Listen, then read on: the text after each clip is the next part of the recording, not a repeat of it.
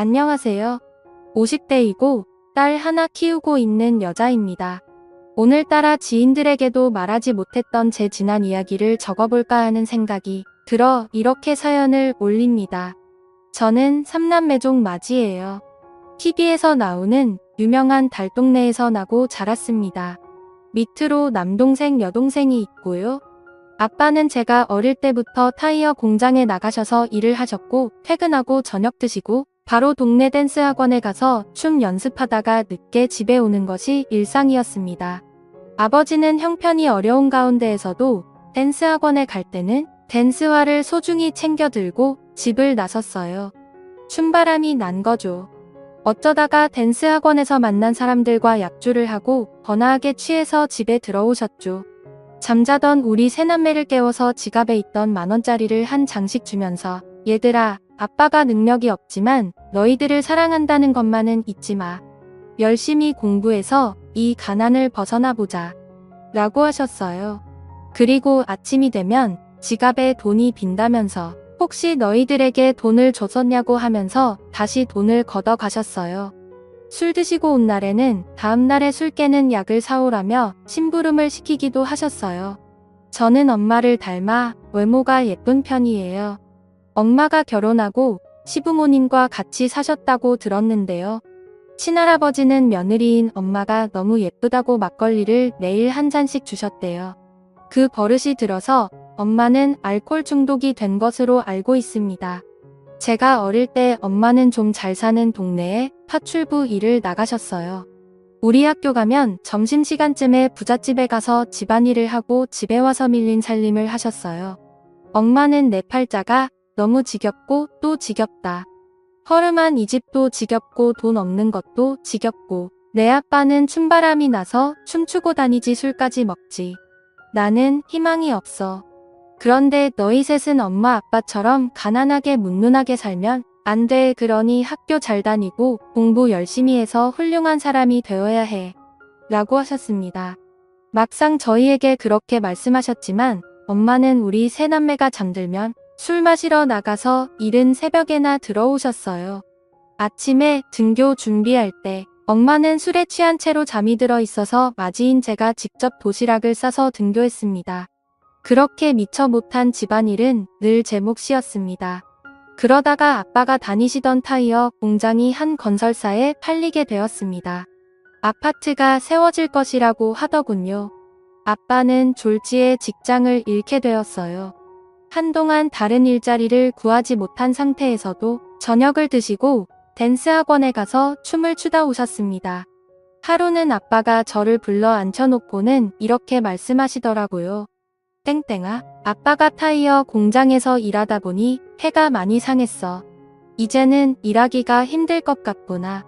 내가 중학교를 자퇴하고 돈을 벌어왔으면 좋겠구나. 그러다가 너는 검정고시를 보면 안 되겠니? 너무 미안하고 염치가 없구나. 나는 학교를 더 다니고 싶은데 우리 집 사정은 나아지질 않으니 어쩌나 마는 고민 끝에 아빠와 학교에 가서 자퇴 신청서를 내고 미신공장에 취업을 하였습니다. 저는 어릴 때부터 손끝이 야무지다는 소리를 들었습니다. 주임에게 일을 배워서 빠르고 꼼꼼하게 일을 고잘한다는 칭찬을 받으며 묵묵히 공장에 다녔습니다. 그러면서 받은 월급은 최소한의 용돈을 제외한 채 집에 그대로 갖다 드렸어요. 엄마는 여전히 오전에 파출부 일을 하셨고 아빠는 집에서 부업을 하셨어요. 부업은 시간 대비 돈이 안 되었지만 아빠는 놀 수만은 없다며 집에서 할 수 있는 여러 가지 부업거리를 받아와서 하셨습니다.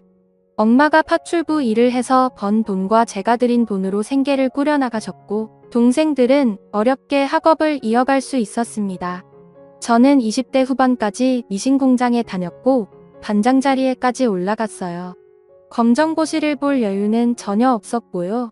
밑에 남동생은 공부를 잘하지는 못했고 전문대학에 진학하게 되어 제가 받은 월급으로 동생 등록금을 내게 되었습니다. 아빠는 아들이 대학에 입학했다며 장하다고 추켜 세워 주었고 남동생은 저를 금고로 여기고 대학 생활에 필요한 돈을 지속적으로 요구하여 어쩔 수 없이 자진해서 잔업을 하면서 동생에게 돈을 대주게 되었습니다. 남동생과 1살 터울인 여동생은 공부를 잘해서 서울 상위권대학에 장학생으로 입학하게 되어 제 부담은 좀 덜었지만 용돈을 요구하는 바람에 하루라도 정시에 퇴근하는 날 없이 잔업을 더해서 용돈을 마련해 주게 되었어요. 생활비에 대학생인 동생들에게 드는 돈만 해도 어마어마해서 제 몸은 돌볼 여유가 없었고 옷도 마음대로 못 사고 미용실도 못 가고 살았습니다. 그러다가 어느 날 같은 공장에서 묵묵히 일하던 과장님이 점심시간에 저를 부르더라고요. 땡 반장, 오늘은 잔업하지 말고 나랑 저녁 같이 먹을래요? 라고 해서 많이 놀랬지만 저도 내심 그분을 짝사랑하고 있던 터라 함께 저녁 식사를 했습니다. 과장님과 소금구이를 먹게 되었는데 화기애애하고 편안한 분위기에서 식사를 하고 차를 마시러 갔습니다. 과장님은 저보다 3살이 많았는데 그동안 저를 유심히 지켜보고 있었는데 참 예쁜 얼굴에 성실하기까지 해서 3년간 짝사랑하고 있었다고 우리 만나보지 않겠냐 하더라고요. 제 가슴은 두근거렸지만 조금 더 생각해 본다고 말하고 헤어졌습니다. 저는 가장 노릇을 하고 있는데 한가롭게 연애나 할 수는 없다고 생각하면서도 내가 이 정도 했는데 나도 나 좋아하는 사람이랑 만나보고 싶다 그러면 뭐 어때라는 생각이 들더라고요. 그래서 3일이 지나고 과장님께 가서 우리 만나보자고 하고 연애를 시작했어요. 한 2년 정도 사귀면서 과장님과 말도 잘 통했고 따뜻한 마음을 가진 과장님에게 의지를 많이 하게 되었어요. 이 지긋지긋한 상황에서 벗어나고 싶고 내 앞날만 생각하고 싶다는 생각이 들었어요. 과장님은 어느 주말에 한강에서 유람선 데이트를 하자며 약속을 잡았어요. 약속 시간에 갔더니 과장님이 수줍게 제 앞에 무릎을 꿇고는 우리 결혼하자며 등 뒤로 감춘 빨간 장미 꽃다발과 커플링을 끼워 주었습니다.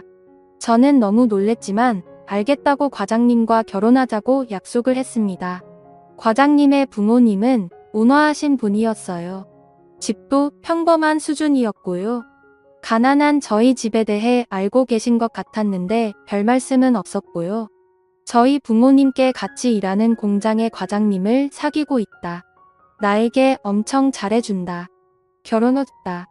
고 했더니 부모님은 내가 가장인데 결혼하면 어쩌냐. 계속 돈을 벌어와서 이 집에 도움 줄 생각을 해야지 결혼하기엔 너무 이르다. 라고 하셨어요. 저는 이 지긋지긋한 집에서 빨리 나가고 싶어서 중학교도 자퇴하고 돈을 벌기 시작해서 생활비 드리고 다 큰 동생들 등록금의 용돈까지 주면서 살아왔다. 근데 계속 돈을 벌어오라고 하시냐?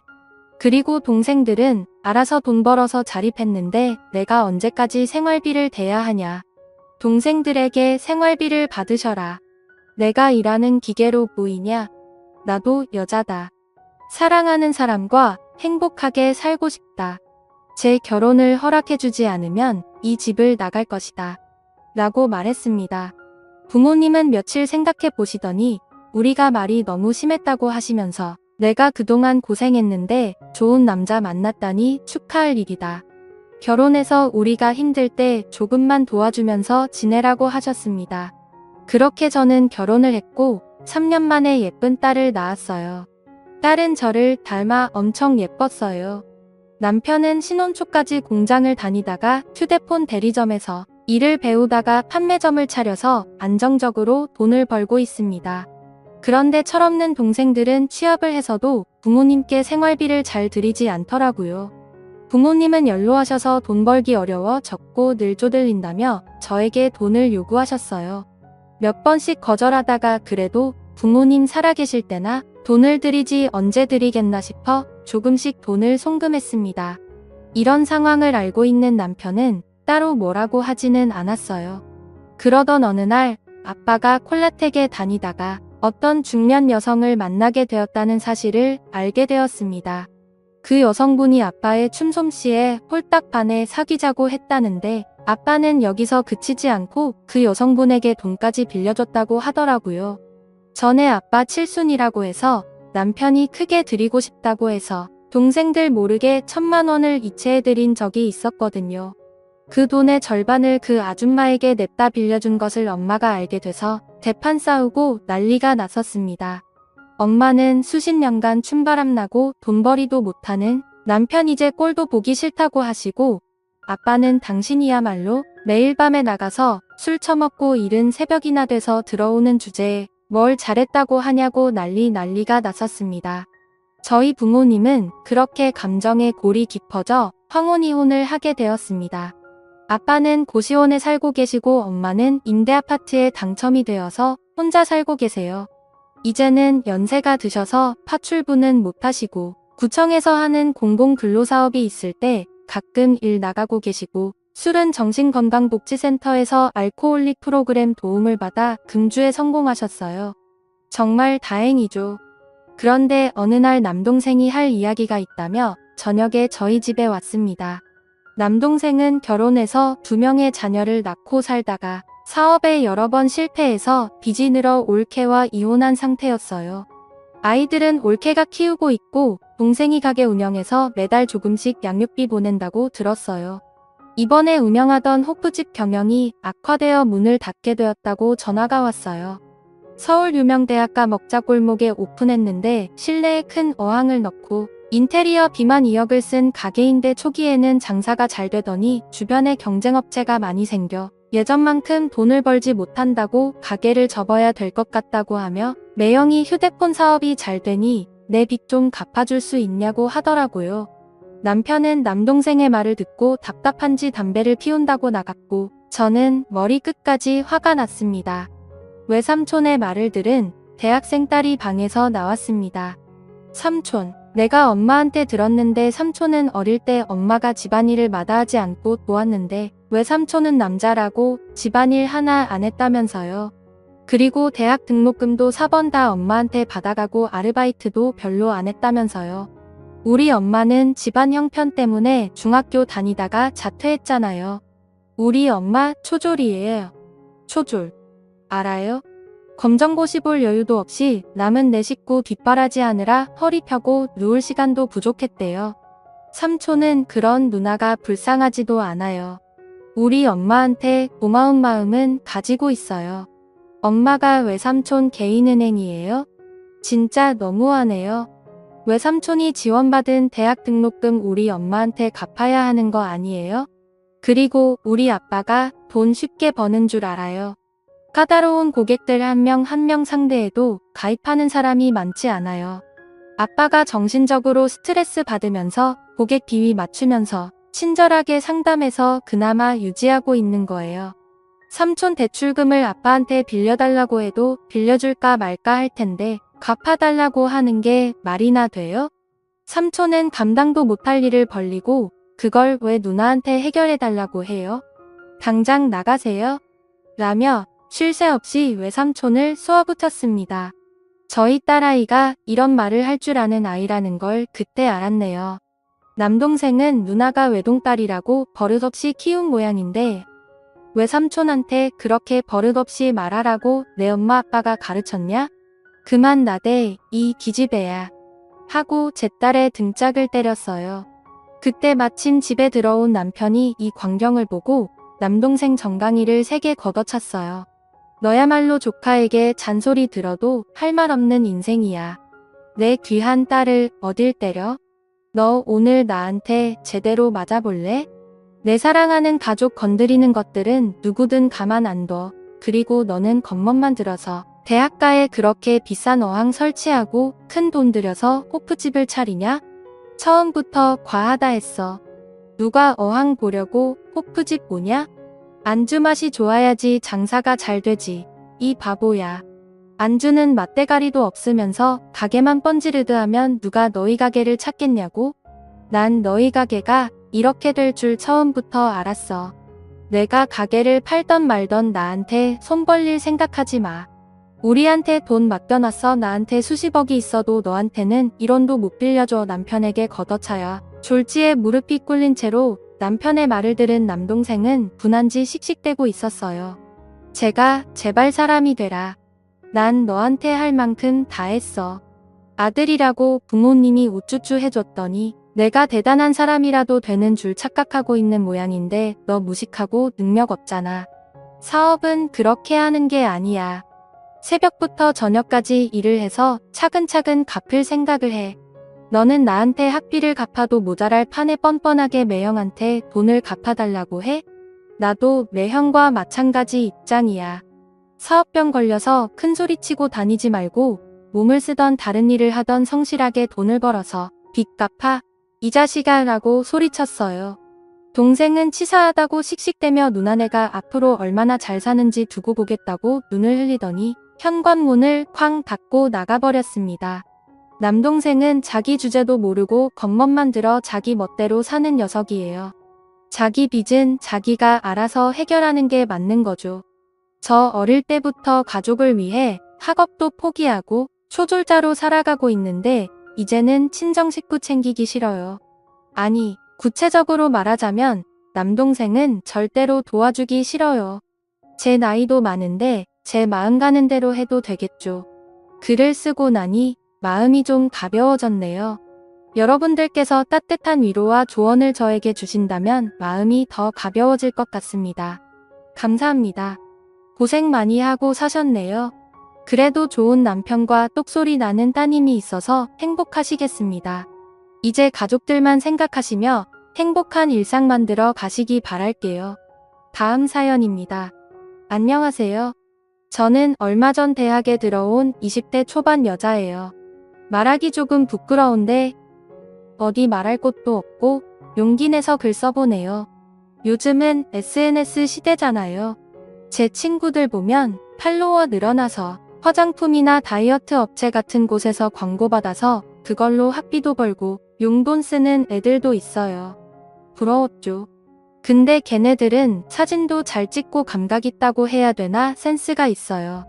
저는 살면서 귀엽고 예쁘다는 말은 들었어도 듣기 싫은 얘기지만 패션이나 뷰티 유행에 관심도 없어 보이고 나이에 안 맞게 좀 촌스럽다는 말도 듣는 애랍니다. 그래서 돈 버는 사람들이 부러워도 SNS에 도전해볼 생각은 들지 않았어요. 1학기 방학이 시작되고 어느 날 카페에서 친구와 수다를 떨고 있는데 그곳에서 고등학교 동창인 소진이를 오랜만에 만났어요. 어머, 이게 누구야? 아영이네. 잘 지냈어? 어머, 소진아, 너 여기 카페에서 일하는 거야? 응, 여기 오면 내가 늘 있을 거야. 너가 놀러 오면 내가 디저트 서비스 꼭 줄게. 자주 놀러와. 어머, 잘 됐다. 그래, 요새 방학하고 시간도 많은데 종종 들릴게. 아참, 나 여기 일하면서 영상도 찍어 올리는데 놀러와봐. 주소 알려줄게. 저는 카페에서 친구와 수다를 떨고 집에 도착해서 동창 소진이가 알려준 사이트에 들어가 봤어요. 이게 요즘 핫하다는 SNS인 거지? 소진이는 무슨 영상을 올렸을까? 들어가 보니 친구 소진이가 카페에서 음료와 디저트를 만드는 영상을 여러 개 찍어 올렸더라고요. 그런데 댓글을 다는 사람들이며 보러 오는 사람들하며 어마어마하더라고요. 호기심이 발동돼서 인터넷에 어느 정도 버는지 검색해봤어요. 따져보니 사업을 하는 사람 마냥 돈을 어마어마하게 버는 것 같더라고요. 와, 엄청나네. 그런데 이 정도면 나도 할 수 있을 것 같은데. 영상을 보니 저도 하면 잘할 수 있을 것 같은 자신감이 생기더라고요. 방학도 됐겠다. 시간도 나서 틈나는 대로 올리는 법도 배우고 사이트를 꾸미는 것도 나름 혼자 터득했습니다. 이러다 대박 나면 어쩌지? 명품백부터 사볼까? 저는 명품백을 구매하고 싶어요. 이러다 대박 나면 어쩌지? 명품백부터 사볼까? 저는 밑도 끝도 없는 상상의 나래를 펼쳐가며 사이트를 개설하기 전부터 들뜬 마음에 가득 차 있었죠. 지금 생각해보니 제가 봐도 어이없네요. 아무튼 그렇게 SNS를 시작하고 하루에 한 번에서 이틀에 한 번꼴로 저희 일상 먹는 것, 여행 등 저인 줄 모르게 가린 채 작업해서 올렸어요. 제가 다 나오면 누가 알아보는 게 싫더라고요. 두근두근 떨리는 마음으로 사이트에 들어가는데 글쎄 아무리 처음이라지만 30자리도 안 되는 거예요. 급 우울하더라고요. 그래도 시간 지나고 봐주는 사람들이 많아지면 제 방송도 유명해질 거라는 기대로 일주일, 2주일, 한 달 반이 지났습니다. 친구들에게 저 영상 찍는다고 미리 말 안 하길 다행이었네요. 결과는 처참했습니다. 한숨 쉬며 사이트에 들어갈 때마다 잘 나가는 소정이의 사이트를 들어가 보는데 거기서 느껴지는 괴리감이란 정말 말도 못해요. 이제 개강도 하고 저는 차라리 근처에서 알바해서 돈이라도 벌 걸 하고 후회하며 남들 SNS 구경만 열심히 하기로 했던 참이었어요. 여기저기 눈에 띄는 영상에서 웃기도 하고 정보도 얻고 그러다가 웬 잘 나가는 남자 영상인데 얼굴도 멋지고 스타일도 좋고 말도 재밌게 잘해서 자꾸 들어가게 되더라고요. 30대 초반인데도 사업에서 돈도 많아 보이고 여자한테도 다정할 것 같은 거 있죠? 난생 처음으로 댓글도 남겨보고 했는데 가보니 여자애들의 댓글이 아주 주구장창 써 있더라고요. 다들 보는 눈은 있어가지고 말이죠. 하루하루 지날수록 저는 그 영상의 주인공에게 빠져들었고 오빠가 업로드를 해서 알람이 뜨면 콩닥거리는 마음으로 얼른 접속을 하곤 했네요. 오빠를 바라보는 여자들이 너무 많아서 오빠가 제 글에 답글을 빼먹다가 어떤 여자애한테 답글 달면 그렇게 질투가 나더라고요. 안 되겠다 싶어서 예쁘게 잘 나온 사진으로 프로필을 올렸습니다. 그러자 오빠가 생긴 것처럼 말하는 것도 귀엽다고 답글을 남겨줬는데 그 말 때문에 하루 종일 기분이 째지는 날이 되었네요.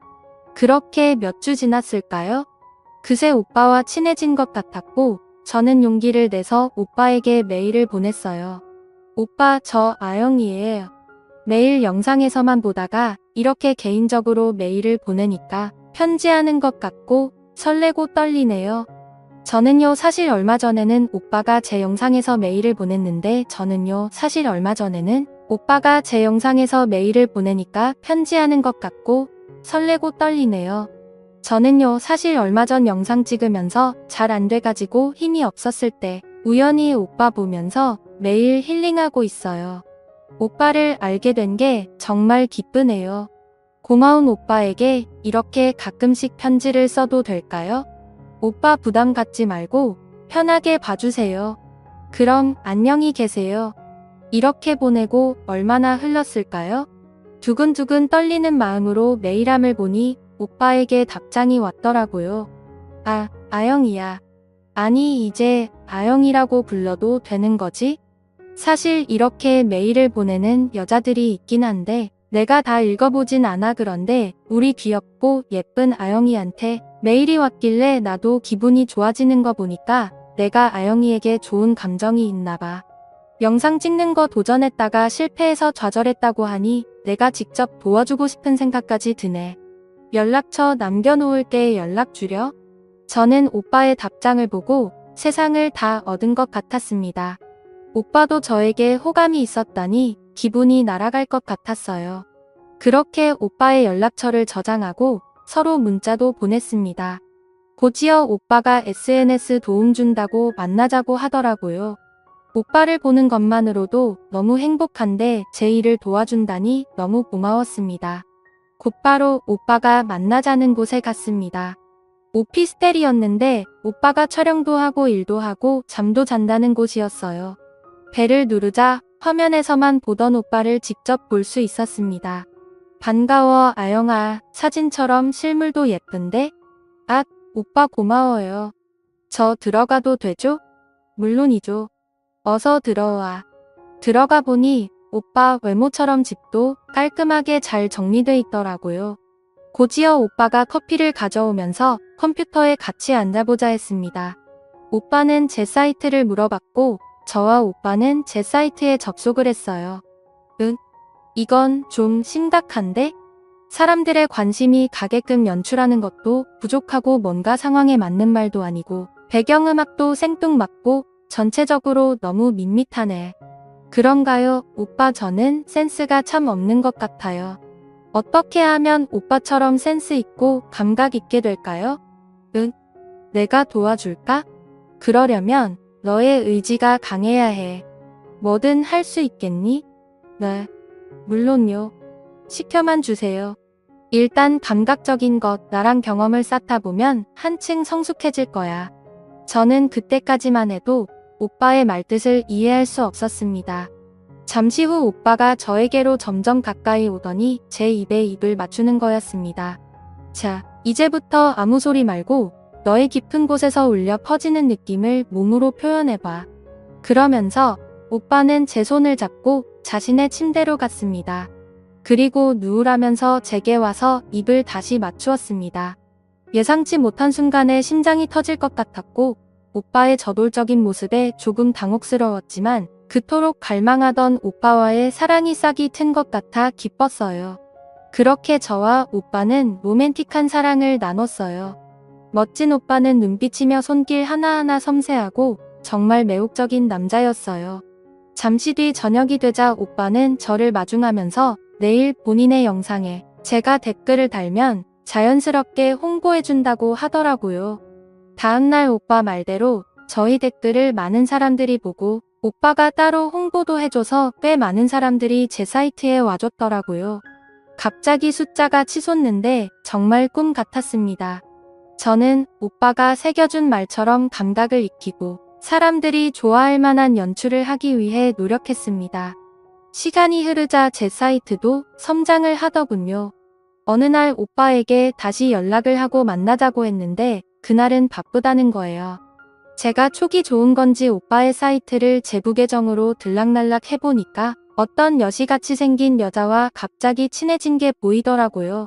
설마 하는 마음으로 오빠의 오피스텔 근처로 가보았습니다. 멀리서 가고 있는데 현관문에서 오빠와 그 여자가 나오는 게 보였습니다. 화가 치밀어 오르더라고요. 오빠에게 문자로 따졌습니다. 오빠, 저 가지고 장난치지 마세요.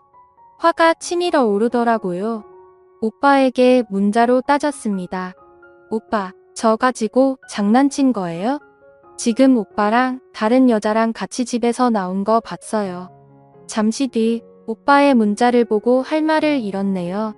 너 떡상도 돼보고 너가 바라던 남자랑 사랑도 나눠보고 잘 된 거 아니야? 나 좋다고 하는 여자들이 한둘이 아닌데 내가 설마 여자 너 하나겠니? 지금처럼 나랑 연락하고 지내고 싶으면 성가시게는 하지 말아줄래? 이게 말인지 방구인지 화가 치밀었네요. 오빠의 실체를 온 세상에 떠발리고 싶었습니다.